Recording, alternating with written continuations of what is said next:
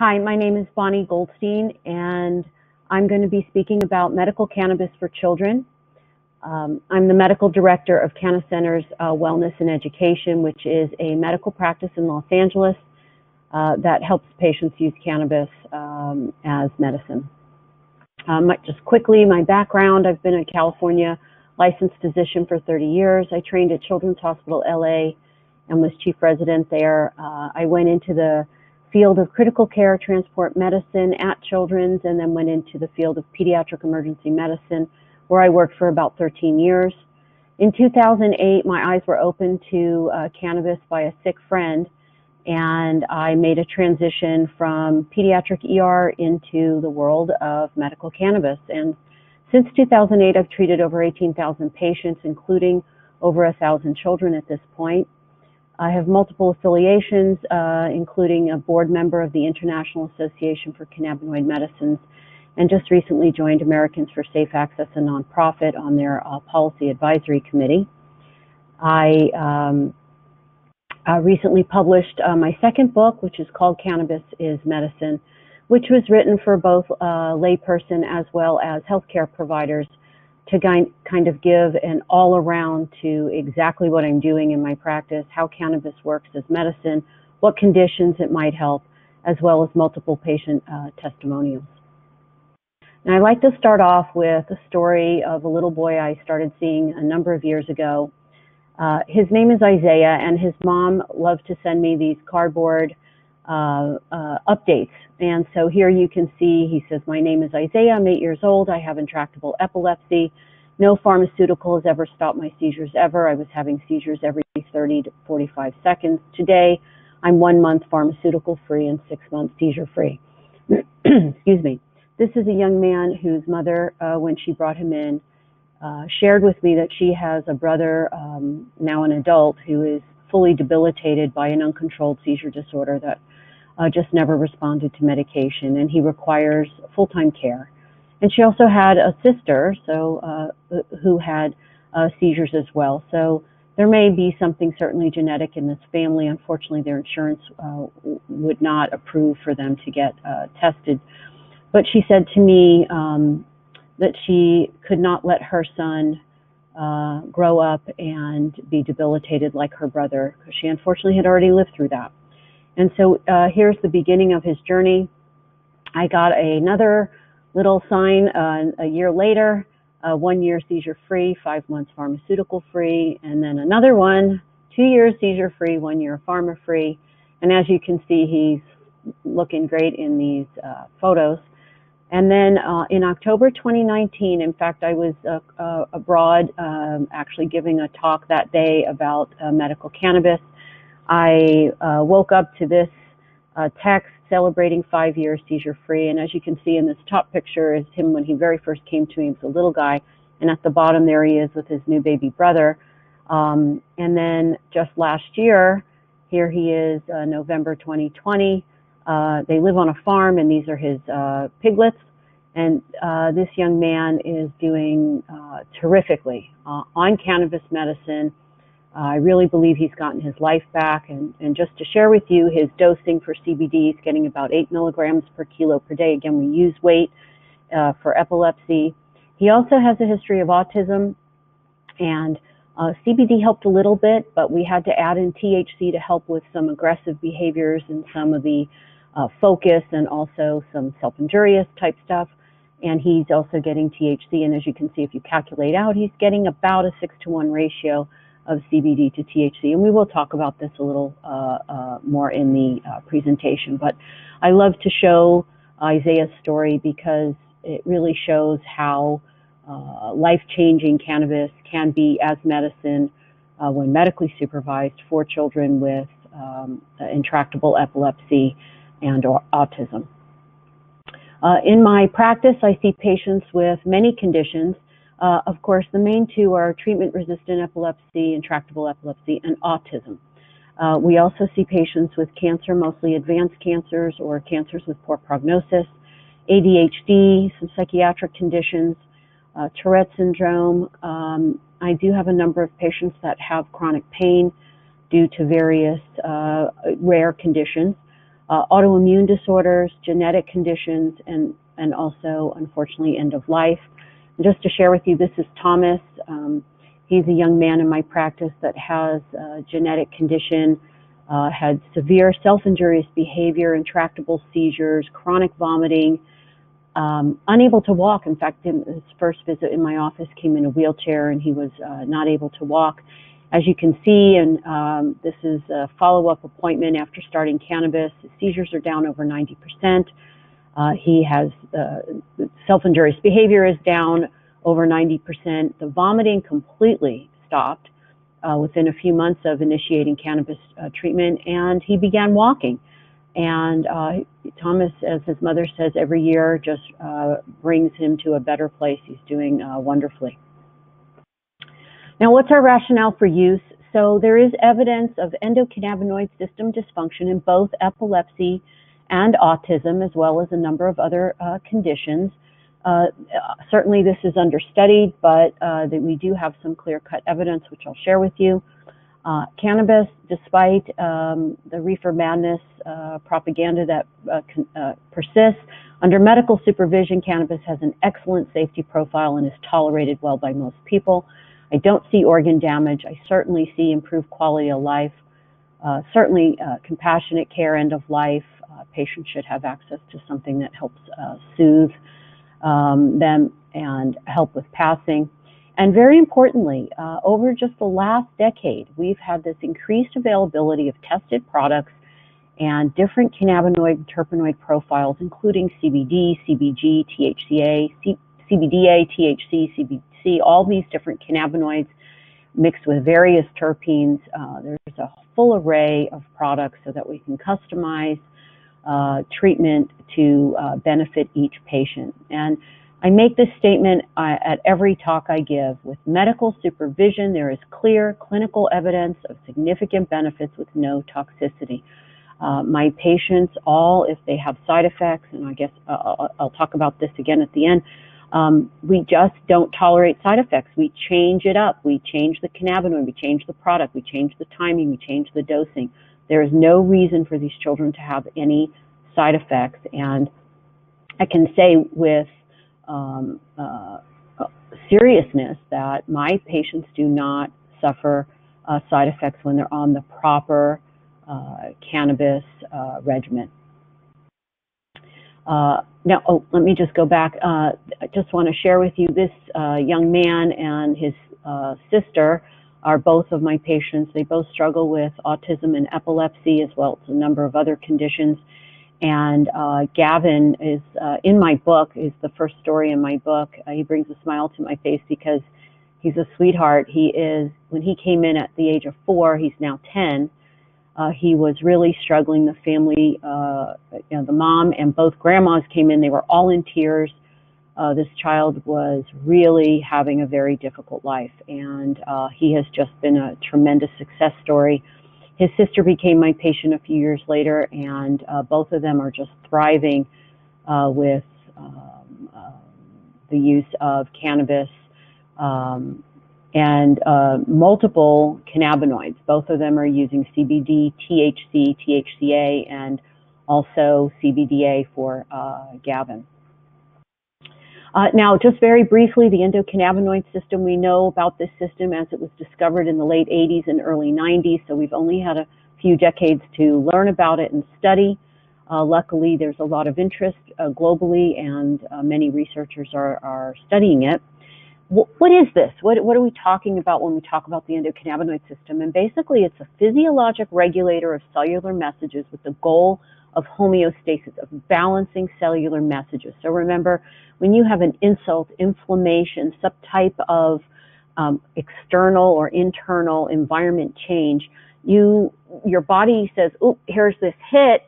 Now I want to get back into balance." It's an adaptive regulator to try to help you send balanced messages, and it consists of receptors, compounds that we call endocannabinoids, which, if you get confused, just call them inner cannabis. Endo means from within, and two that have been studied the most are anandamide, 2-AG. There are others. And also part of the system are enzymes that make your endocannabinoids, and enzymes that degrade the endocannabinoids. And again, the job of this system is to protect, repair, and recover. And I have a schematic here that shows basically a blue cell on top, that's the presynaptic neuron, and the cell on the bottom that's represented in pink is your postsynaptic neuron, and the little purple circles on the right-hand side are neurotransmitters, and those are being sent from one cell to another, the top to the bottom, from the sending cell to the receiving cell. And when that message is off, because of some internal or external environment influence, when those messages are off, and usually it's an over message, what we call overexcitation, there's too much neurotransmitter, the receiving cell, the pink cell at the bottom, gets annoyed and allows calcium to flood into it, which then turns on the little factory, which is kind of the green little shape there, which releases your endocannabinoid backwards, what we call retrograde, backwards to the sending cell, where, and those are the little green triangles, are your anandamide, or your 2-AG, and they go back up to the cell, they stick onto the cannabinoid receptor, which is the blue or navy squiggly line. They attach like a key in a lock, which then sends a message to the sending cell, hey, turn down the message, stop sending so much neurotransmitter. It is a feedback loop. It is telling your cells, stop sending an imbalanced message. And really the goal of this is to protect, repair, and recover, to keep you in balance. And when we look at the role of the endocannabinoid system in the brain, as well as in the body, the endocannabinoid system is involved in almost every physiologic function, including cognition, motor control, emotional response, motivated behavior, neural development, appetite, food intake, even more in the brain. And in the body, tremendous influence over the immune function, gastrointestinal system, reproductive system, and energy metabolism, as well as others. And again, the goal is homeostasis, balance. So when we take cannabis medicine, we are targeting the endocannabinoid system.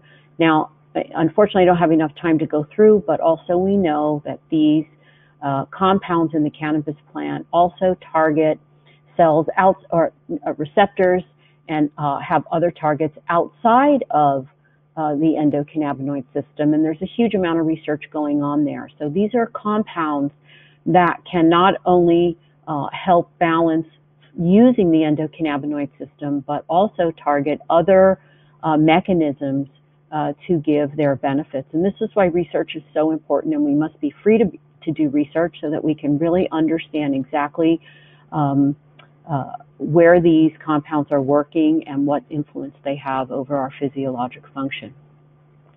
Now, intractable epilepsy. So I'm going to talk about epilepsy and then we'll talk about autism. Epilepsy affects about 1% of the world population. About 30 to 35% of patients don't respond to medications. Childhood epilepsy has twice the incidence of adult epilepsy, about 700 cases per 100,000 children. So it's actually quite prevalent. And what do we call intractable epilepsy? Other terms are refractory or treatment resistant. The definition is failure to respond to an adequate trial of two medications, either alone or in combination. We know that after two drugs fail, there's about a 1 to 4% chance that another anti-epileptic drug will benefit. So after those first two drugs have been tried, the chances of responding fall tremendously. And of course, the burden in children includes irreversible brain damage from uncontrolled seizures, behavioral motor issues, and of course, increased morbidity and mortality. And just to share, this is a photo of Olivia. She's also in my book. She's a little girl that had a stroke while still in utero, and she was born with seizures and multiple other issues, and she has been seizure-free on CBD oil now, I think going on 6 years, tremendous results, and just a big quality of life difference for her. The endocannabinoid system has been shown to be somewhat dysfunctional in patients with epilepsy.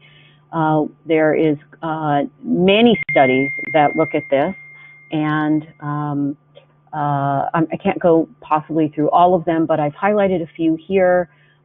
In looking at epileptic brain tissue that was removed surgically when someone was having an operation, when compared to healthy post-mortem brain. There were numerous abnormalities found in the endocannabinoid system. We also know that if you block that receptor and don't allow endocannabinoids to bind to it, this can produce what we call status epilepticus, which is an uncontrolled, prolonged, dangerous seizure.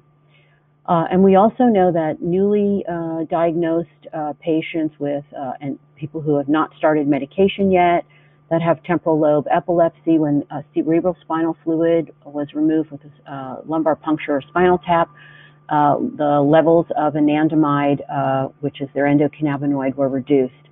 And from a very helpful article published by Davinsky et al. In 2014 that discusses how cannabinoids may influence seizures, the statement, which kind of sums it up: endocannabinoids play an intrinsic protective role in calming overexcitation of neurons, exactly what seizures are, which is overexcitation, too much firing.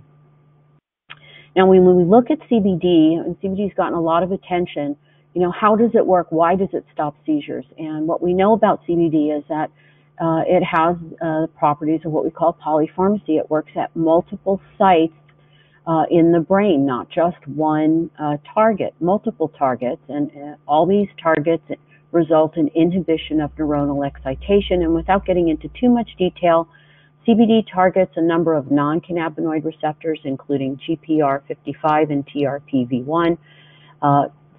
CBD also increases extracellular adenosine, inhibiting uptake, which decreases seizures. There's also some possible interaction with GABA receptors.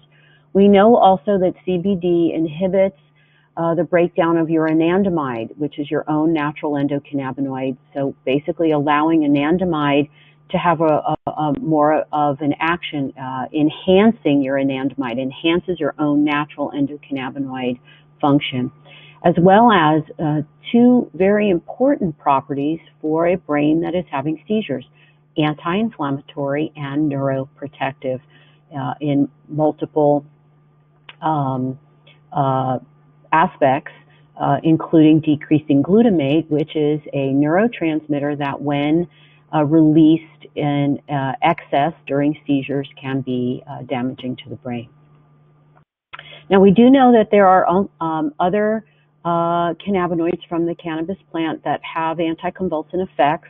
I do often use THCA, which is the raw form of THC, tetrahydrocannabinolic acid. We know from research it's an anti-inflammatory, neuroprotectant, and also an immunomodulator. It is reported not to cross the blood-brain barrier. However, this is still somewhat up in the air, as there is some evidence that patients with seizures, people with autoimmune disorders may have a compromised blood-brain barrier. So that is still a big question mark at this point, but there's no question in my mind that THCA works, because I have patients who did not respond to CBD who take THCA and are seizure-free. We have one animal model showing that high doses are anticonvulsant, and then the rest of our reports are anecdotal, and some patients respond at low doses and some at higher doses. I have the patients using this. We find kind of what we call the sweet spot dose, where there's little to no side effects, looking basically for the lowest dose that gives the desired effect. And like I said, I have numerous patients that THCA, either by itself or added in with other cannabinoids, has been anticonvulsant. And again, at this point, the mechanism of action is unknown. When we look at THC, we do see that the data in animals is conflicting, but mostly anticonvulsant in low doses. When you give sky-high doses to animals, it can cause seizures. But the overall evidence is more towards anticonvulsant effects. We don't have clinical trials in humans, but we have many anecdotal reports from patients that report seizure reduction. There is a mechanism of action reported, decreasing glutamate, which I've discussed. I have found clinically that THC is helpful in low non-impairing doses, especially when combined with CBD or THCA. The only downside really with THC is certainly that tolerance may occur, but there are some strategies that you can employ to minimize tolerance, and that includes making sure that there are other cannabinoids in the mix, including CBD. Two other cannabinoids that do have some anticonvulsant effects, CBDV. This has been looked at and it has been found to be anticonvulsant in multiple animal models and appears to be additive with CBD. CBDV also inhibits the uptake of anandamide, again, enhancing a person's own natural endocannabinoid function. There was a study from GW Pharmaceutical looking at CBDV in adults with high doses, but it failed to reach the primary endpoints. And I just say this was used as a single compound as far as I understand, not as a whole plant. And then there's an interesting report in the literature of a young adult with Rasmussen encephalitis, which is kind of a devastating neurodegenerative disorder that includes severe seizures, where this young man had dozens of seizures a day, and he took a homemade cannabis preparation that his parents made for him from cannabis flower, and he had significant reduction of seizures and improvement in his neurocognitive function. And when they gave him this homemade preparation and drew blood levels, they found this correlation between high serum CBDV levels and clinical improvement. And when those levels dropped, his clinical improvement decreased as well. And then when those levels of CBDV in his bloodstream went back up, he showed improvement again. So I do believe there's something there. And of course, again, the freedom to study CBDV in human clinical trials would be very helpful. And I believe in a whole plant preparation. And then more recently, CBDA. I started using this in patients a number of years ago when it became available in the California market. There was a study published just a couple months ago here in 2021 that shows that it has anticonvulsant effects similar, and they use the word comparable to, CBD. I have seen this in patients. GW took a patent out in 2017 showing that CBDA was effective for seizure reduction under certain conditions with better bioavailability and faster onset. That wasn't published in the scientific literature, but you can find that in their patent.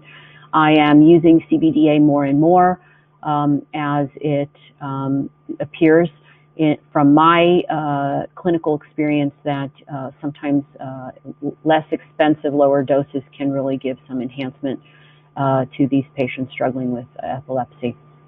Now, I'm just comparing 4 retrospective surveys.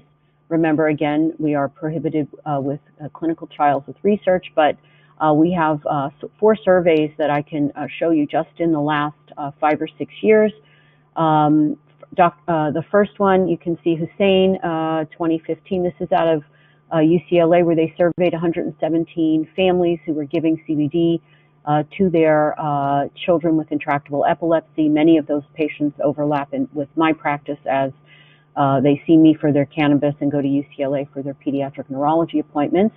As you can see, under the percent of parents reporting seizure reduction, 85% reported seizure reduction, 14% seizure freedom. And if you move to the next, in 2016, this is from Israel, where they gave patients a 20-to-1 ratio of CBD, a total patient count of 74 patients with intractable epilepsy. Very similar number, 89% reported seizure reduction. And then if you look at across the top, Sulak al. 2017, I co-authored this with Dustin Sulak out of Maine and Dr. Russell Sinedo out of Seattle Children's Hospital. We had a total combined 272 patients and saw 86% reduction of seizures. And you can see the last one measured things a little bit different in 2018, but they saw 39% of patients reported a greater than 50% reduction. And if you look, take a look at benefits, we see better sleep, better alertness, mood, all across very similar reports of side benefits, not side effects.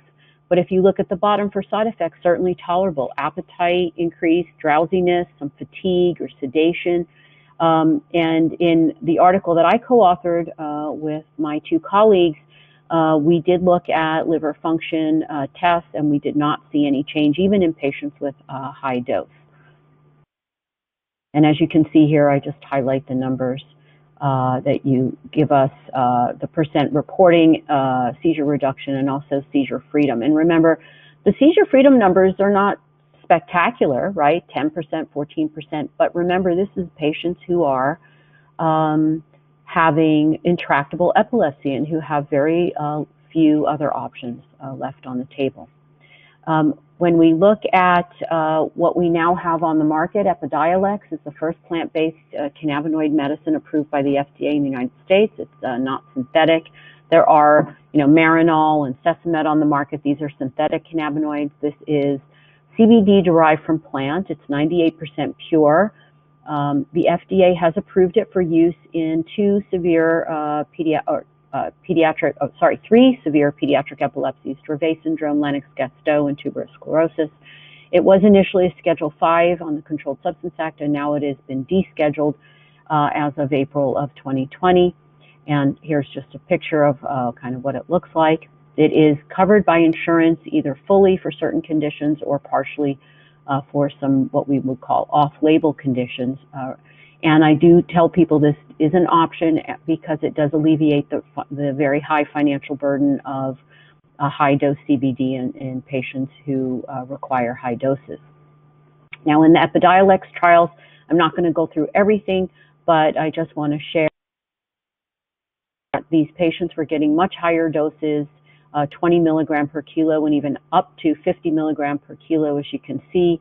And what we see here is for Dravet syndrome, for CBD, the monthly frequency decrease of seizures, it went from 12 seizures, 12.4 down to 5.9, and you can see placebo from 14.9 to 14.1, clinically, statistically significant.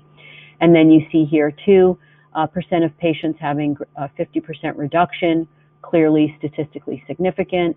And then if you look at over time, and for the study that was put out in 2018 looking at genetic syndromes, you'll see at week 12, they saw 50% of patients had a 50% reduction. And that number climbed over time. By week 48, 57%. And then if you look here, you also see for kids with Lennox-Gastaut, they again measured it a little bit differently. The median percentage reduction in drop seizures, a certain type of seizure that's common in this condition. With CBD, almost 44% of patients saw a reduction versus the placebo of about 22%. And so Epidiolex, as a CBD product, clearly is showing some benefits. One of the things that we have been seeing with Epidiolex that we're not really seeing with whole plant necessarily is that with patients on valproic acid, a particular seizure medication, that we can see some abnormalities on liver function tests. However, these are reversible and will resolve either with a reduction of the CBD or reduction of the valproic acid dosing. I just want to share a case report. This is a beautiful little girl that came to me, one of my first pediatric patients. She's, at the time, was 9 years old. She's now 15, I think close to 16. She has what's called a congenital disorder of glycosylation, or CDG. And this is a disorder whereby the cells cannot build a compound called a glycoprotein, and therefore the cells don't function normally. And this is, of course, throughout her whole body. And this condition includes seizures, a shortened lifespan, poor muscle tone, severe developmental delay, and so on. When she came to me, she had tried over 12 different medications. She was having hundreds of seizures on her EEG every day. She was severely developmental delayed, and the only medication she was on was phenobarbital. I started her on a high CBD, low THC preparation, artisanal or oil or a whole plant cannabis preparation. And we didn't see any real significant seizure reduction, but she became more alert. She started having eye contact, tracking her parents. She started smiling. She was happier. And so after we titrated the dose up, if I get to about halfway through the therapeutic range, we really don't see any significant benefit, we'll keep it on board because she was seeing benefit for her cognitive interaction, but we did not see any significant reduction of seizures. So we added in THCA, and at that point, the combination gave us 90% seizure reduction. Over the years, we've tried multiple different phytocannabinoids for this child, and she's currently getting a mixture of multiple cannabinoids, and according to her mother, this blend gives her tremendous benefits. So she's getting CBD, THCA, THC, CBDA, CBG, and again, they are separate, mostly separate products that the mother, draws up in syringes and gives to her at mealtime. If you want to look at her CBD to THC ratio, which a lot of people like to look at, she's getting 1 part CBD to 1.7 part THC, almost a 1-to-2 ratio. So this is very different than high CBD, low THC. Her brain is responding to this with tremendous improvement. And when I say tremendous, I mean, she said mama for the first time when she was 12 years old. I saw the video, brought me to tears. She's using an iPad that she interacts with for learning games and communication. Her motor skills are so much improved that she started using a sippy cup by herself, and she's feeding herself, which nobody ever expected. Certainly that she would not, if she didn't have these in the first 10 years of life, she wouldn't be able to have these skills later on. And so she continues to advance and to do more and more, and according, to her parents, she's present, and she's certainly a daddy's girl. She has nothing but eyes and hugs for daddy if he's in the room. And so she's been on cannabis for over 6 years, and I have yet to see any evidence of harm in this child. It has just been a tremendous improvement in her quality of life. Now, moving on to autism. What we are seeing is study after study coming out in the literature just over the last few years because, autism is a condition that is very difficult to treat. It's heterogeneous, meaning every child presents differently. That's why we call it an autism spectrum disorder. But there is some evidence to show that cannabis can make a difference for these children. Just a quick literature review. So there's a case report from 2010 using a synthetic THC called dronabinol in a 6-year-old boy, and it's a very well-written article. This boy was given drops of THC, which eventually worked out to be 3.6 milligrams total daily dose, which is a fairly low dose, with a significant improvement, including decreased hyperactivity, irritability, and so on. There have been other studies just in the last 2 decades linking genetic mutations associated with autism and endocannabinoid system deficit. Also that if you alter the endocannabinoid system in mice, it can result in autistic type behavior.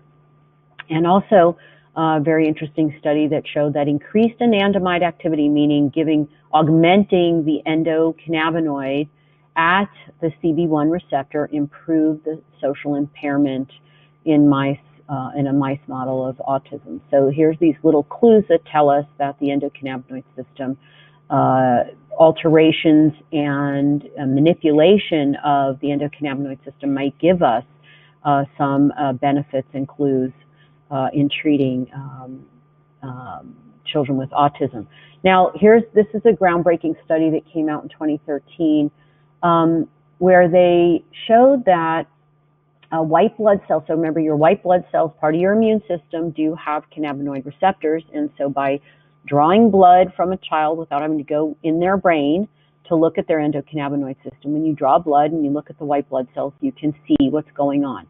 So in this bar graph, you see CTL, that's the control patients, and what you see there is the gene expression of the various components of the endocannabinoid system were all at 100%, functioning beautifully, okay, and what we would call within normal limits. And then when you look to your right, you see the bar graph is all over the place, and these are in patients with AD, autism disorder, and you can see that type 1 receptors are off, type 2 receptors are off and are elevated, and then other components that make up the enzymes and the precursors of your endocannabinoids also were abnormal. So here, this study documents an endocannabinoid system imbalance in human children with autism. And then the next study that was also groundbreaking in 2018 out of Stanford they figured out a way to measure plasma and anandamide levels, and this was part of the study. Was they talk about their laboratory procedure to measure, and you can see, just look to the right, the bar graph. Autism patients are in blue, and the control patients, what we call neurotypical children, are in gold. And you can see that the children with autism had lower plasma anandamide, their endocannabinoid, and that was statistically significant. And what's interesting about this, and if you look to the graph to the left, this is the probability of autism diagnosis. So as that number, higher number means a higher probability, and on the bottom is the anandamide levels, and you can see the higher levels as you go to the right, that the plasma anandamide levels were decreased in children with autism such that the anandamide concentrations differentiated the autism cases, meaning the scientists could almost, fully pick out which children had autism based on their blood level. And you'll see in the next slide as well that there is now a supposition that maybe anandamide levels might be a biomarker for an earlier diagnosis of autism. Now we usually wait until a child is at least 3 to 4, sometimes a little bit earlier than that, but usually it's a clinical diagnosis based on observation and parent reports. Now maybe we have a blood test that we can use to recognize autism earlier and intervene earlier. In 2019, out of Israel, they published this lower circulating endocannabinoids in children, and you can see that the children on the bar graph, you can see that children with autism are in red, and the control patients are the white bar graph, and as you can see that they found statistically significant lower levels of 3 of our endocannabinoids, the first bar graph documenting anandamide. When we look also at clinical trials, so in Israel, they did a study where they selected 60 children with the most severe behaviors, excuse me, and they gave a 20-to-1 CBD to THC preparation, starting with 1 milligram per kilo per day and working up to 10 milligram per kilo per day. But for those that didn't respond, they added in extra THC, essentially lowering that ratio. And as you can see, 52% responded to the higher ratio. Another 22% responded to the extra THC. And the numbers are quite impressive. 61% of parents report behavioral outbreaks reduced. Almost 40% report improved anxiety. Almost 50% improved communication, and so on. Only 8% in this group needed to add medications. And about 57% either stopped medications or lowered dosing, and that's pretty impressive. And as you can see, dosing at the bottom varied for CBD, and we'll talk about this. CBD has a very wide range of therapeutic dosing, and THC a little more narrow. But certainly these are very positive results. Another report, again, out of Israel, published in 2019, 188 patients who took cannabis between 2015 and 2017, most of them taking high CBD, low THC. At 6 months, 82% still in active treatment. That's a very impressive number when you look at clinical trials. 30 products to try, and very few pharmaceuticals that don't have pretty significant side effects. The conclusion here was cannabis is safe, effective, and well tolerated. And when we look at dosing from this same group, dosing matters, but you can see there's a very wide range. So you'll see across the bottom, 15, 30, 45. These are milligrams per dose, and most of these patients took 3 times a day dosing. So as you can see, a number of patients on the left, let's say for 15, there's 3 patients that were taking 15 milligrams 3 times a day. When you move over to 60 milligrams, you can see 15 patients were taking 60 milligrams 3 times a day. But there were patients who required much higher dosing, and I applaud the use of higher dosing, because often what happens with CBD is people try a low dose, they say it doesn't work, it didn't help my child, or it didn't help me, and then they give up. And you must understand that dosing matters. We don't absorb every milligram, so you must try higher doses. Overall, what I can share with you from my experience with many taking care of many children with autism, what we're seeing is less anxiety, less aggression, less temper tantrums, less self-injurious behavior, kind of less of all the things we don't want, and then better of the things that we do want. So better speech and focus, improved school performance, better eye contact, and better participation in therapy. Now, I've put little asterisks next to three symptoms there: aggression, temper tantrums, and self-injurious behavior. And I did that just to remind me to share with you that it appears from my clinical experience that if there is aggression and these types of behaviors, self-injurious, that CBD doesn't always do the trick, and THC should be considered earlier rather than later. And I explain that to families, and I tell them, I know you're worried about THC, but in low doses in combination with CBD, and even sometimes in higher doses, because remember, if this child is anandamide deficient, we have to replace it. And as Dr. Mashulam says, anandamide and THC mimic each other. So in a patient that's deficient, you can see high doses being used without any evidence of impairment or intoxication.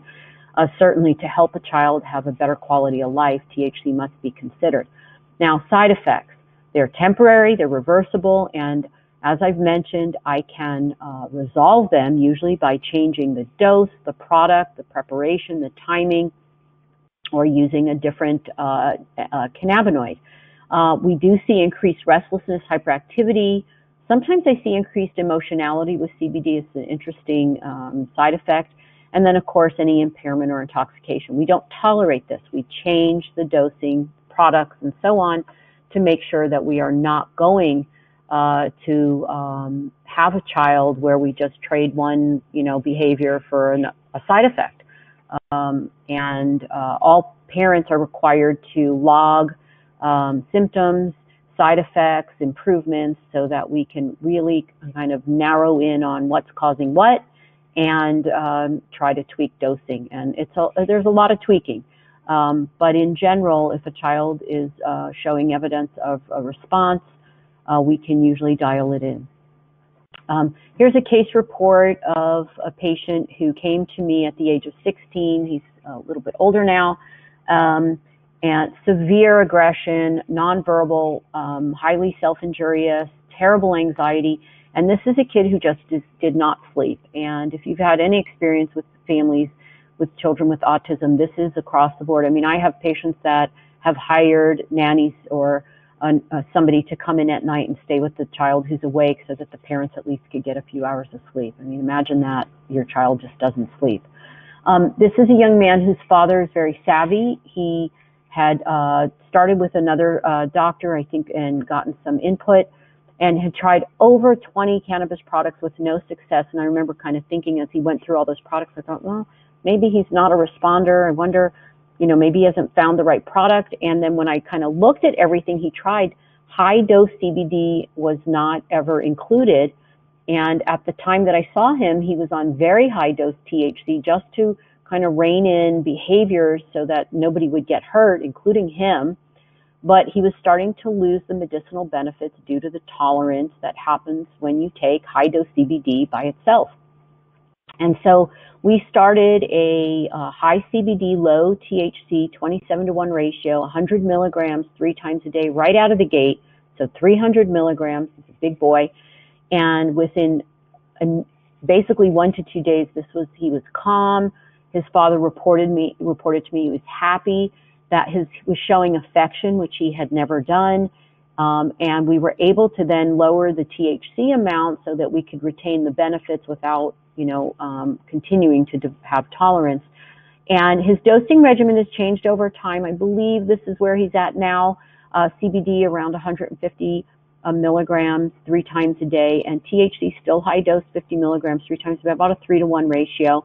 And, I get reports from the father, everything's great, he's great. And they've even started traveling, despite COVID, just going in the car, visiting family, of course, safely and so on with COVID, but just to get him out of the house because, his options have been limited in terms of his continuation programs in school, but really has changed his life for the better.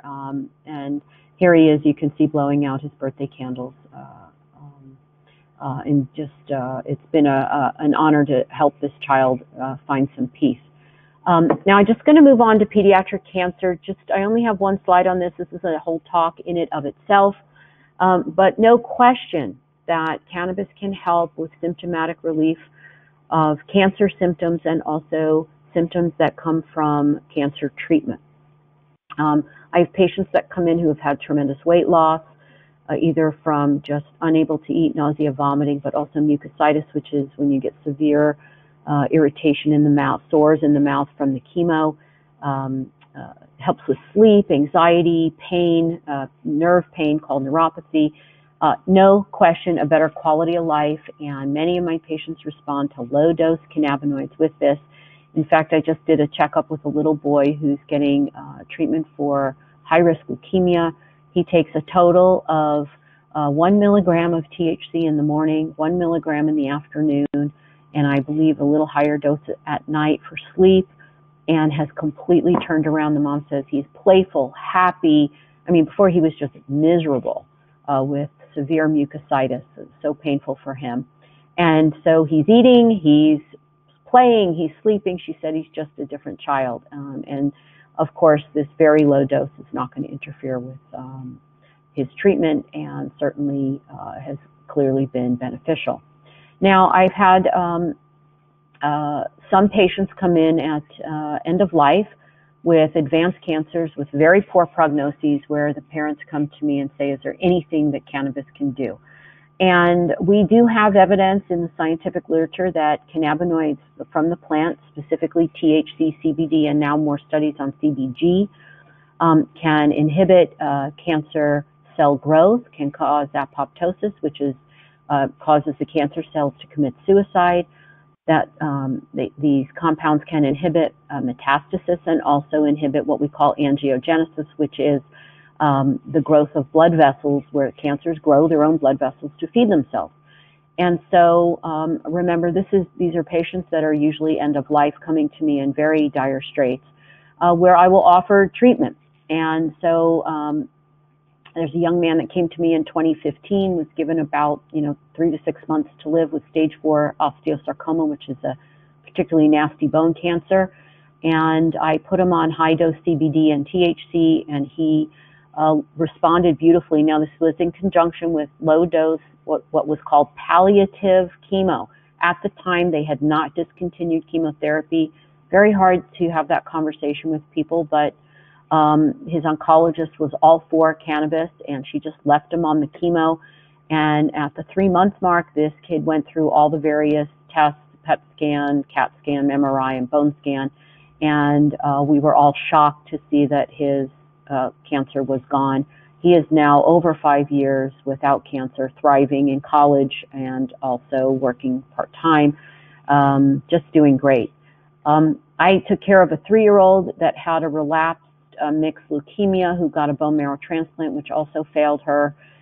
We had her in remission from leukemia within 8 weeks of high-dose CBD, THC, and a plant-based diet. She was not taking any other treatment, as the parents had opted out for anything further, because they just felt that her quality of life was not good with treatment. She was basically what we call NED, no evidence of disease, for 8 months.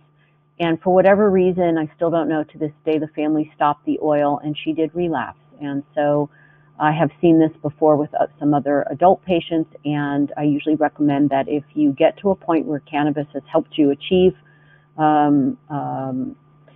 freedom from cancer, it's probably not a good idea to stop. Another patient with stage 4 osteosarcoma, similar to the first one, this is a child who came in with a massive pulmonary tumor, metastatic tumor that was inoperable. She had 2 tumors basically breaking through in her legs, just nasty tumors, bulging through her legs. And we got her on high-dose cannabinoids, and there was shrinkage immediately, basically after 6 weeks. She was oxygen dependent when I met with her because of that pulmonary tumor. She was able to get off oxygen. She was taking high-dose pain meds. She got off of that. She wasn't able to walk. She started walking again, even before COVID, flew to visit a friend in Colorado. Her father is an engineer type and was really going by the CAT scans and the MRIs and measuring the tumor in the lungs, and we were able to see that her overall tumor burden was decreased by 95% after cannabis was added. And she was able to have that pulmonary tumor. It became operable because it shrunk down to a size that they could take out. And what they found when they biopsied this tumor is that it was only less than 5% cancer cells, but most of it was basically dead tissue. So she continues on treatment, but according to her oncologist, who spoke to me multiple times, but basically a year after we started her, she said to me, I sent her to you for, hospice, palliative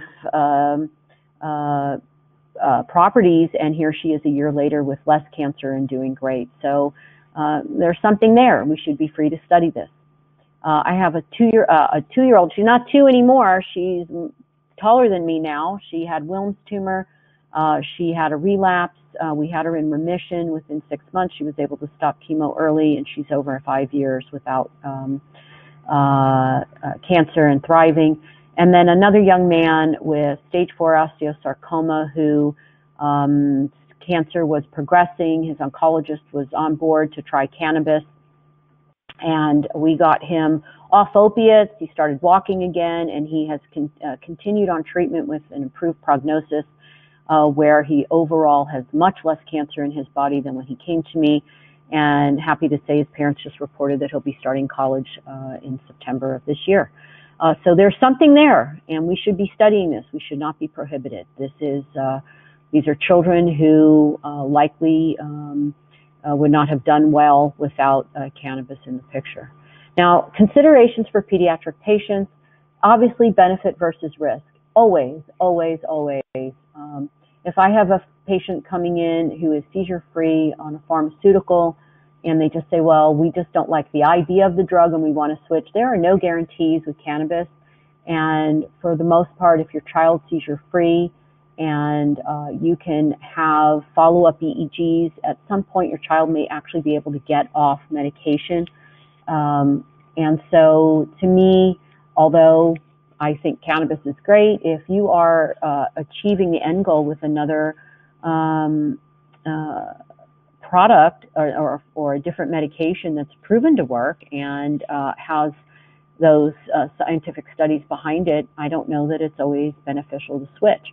One of the other considerations is certainly, as you've learned, all these kids that come to me are medically complex. They're usually on medication, and they can have drug-drug interactions. You must be aware of that. And again, that's another whole talk. But when we talk about products, so if you're interested to know, so what about the products that we're using? So we always want to use concentrated. Usually these are liquids like tinctures or what we call oils. You want them to be concentrated. If there's 1 milligram in a teaspoon and your child needs 200 milligrams, that's not going to work. The only one that I don't like concentrated is THC, because we want to be able to accurately give low doses. I want to be able to measure out 1 milligram. But with CBD and the other compounds, concentrated oils allow children to take less volume, and these products don't taste good, so it can be challenging to get them into children. Timing of doses is important. If your child needs every 4-hour dosing and is doing great, how are we going to get your child dosing in school? Right now, schools prohibit, except in one particular case in California, schools prohibit any cannabis on campus. So I have families that have to drive in at lunchtime, take their school off campus, give them their medicine, and then put them back in the classroom. This disrupts the child's day. This disrupts the parents' day. So this is another issue that, of course, we need to resolve.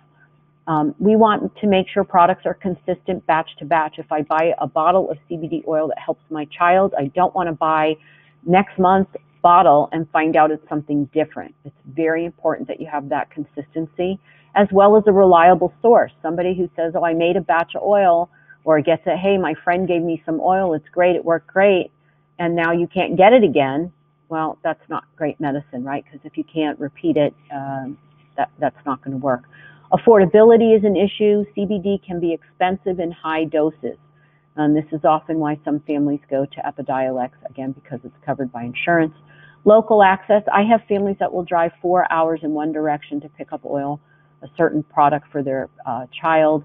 And again, in California, now that we are legalized medically and for adult use, one would think that access has gotten better, and it's actually gotten worse. So that has not helped the medical patients. Of course, it goes without saying, lab tested.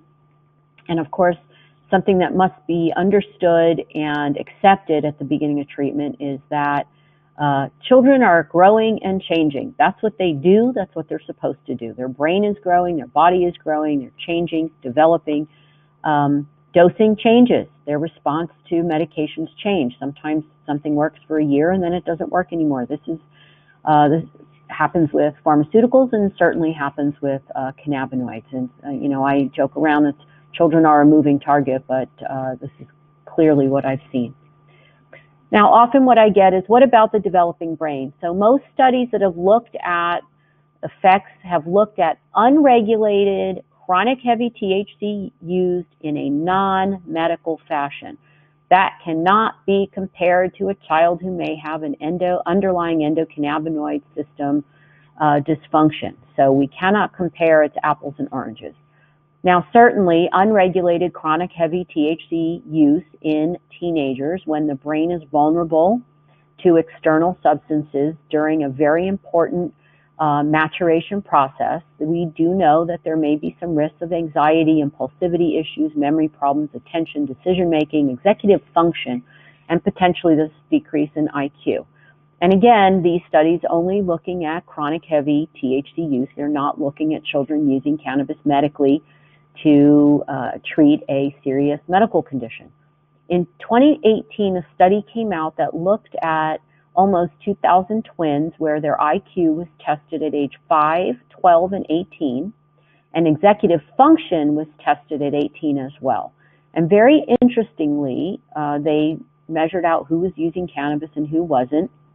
And with twin studies, you kind of get a baseline for that kind of genetic and home environmental factors. It kind of is the equalizer there. And what they found and what they reported was that lower IQ and poorer executive function was not due to cannabis use, but it was due more likely to family background factors, which is very important information. And again, this is in people who are using cannabis non-medically. We must separate medical from recreational use. They are not the same.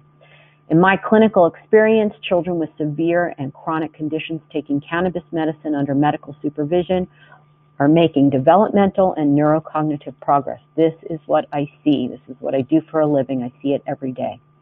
Now, last slide, legal issues. Of course, always check the laws in your state or your country. You want to make sure that if you're treating a child, you have legal approval. You want to avoid issues with Child Protective Services. I have a handful of patients that have been reported either by their physician, a neurologist, or by a therapist, or by someone in the family who holds a grudge, and Child Protective Services gets involved. You want to have that legal protection. In the state of California, I am allowed to treat children with cannabis. It is state sanctioned, so nobody should be getting in trouble when they're doing it right. Most states and countries, if there is a law, require physician approval for anybody under 21. And then I just wanted to list some of the best free resources for patients. So Safe Access Now, which is Americans for Safe Access. And again, I'm on their policy advisory committee. They're a wonderful group that has fought for freedom to use cannabis medically and adult use as well. NORMAL is the National Organization for Reform of Marijuana Laws, excellent group who also, by the way, both of these websites have state by state information if you're looking for information on your particular state's regulations and approvals for cannabis. realmofcaring.org is a wonderful group that was involved with treating children with epilepsy with CBD at the very beginning from way back when. And then United Patients Group, another patient advocate group that can help point you in the right direction. And then just thank you very much. These are some of the patients that I've talked about, and so always happy to see their cute little faces. I appreciate your time and hope that this lecture was able to share with you how I use cannabis in children with complex medical conditions.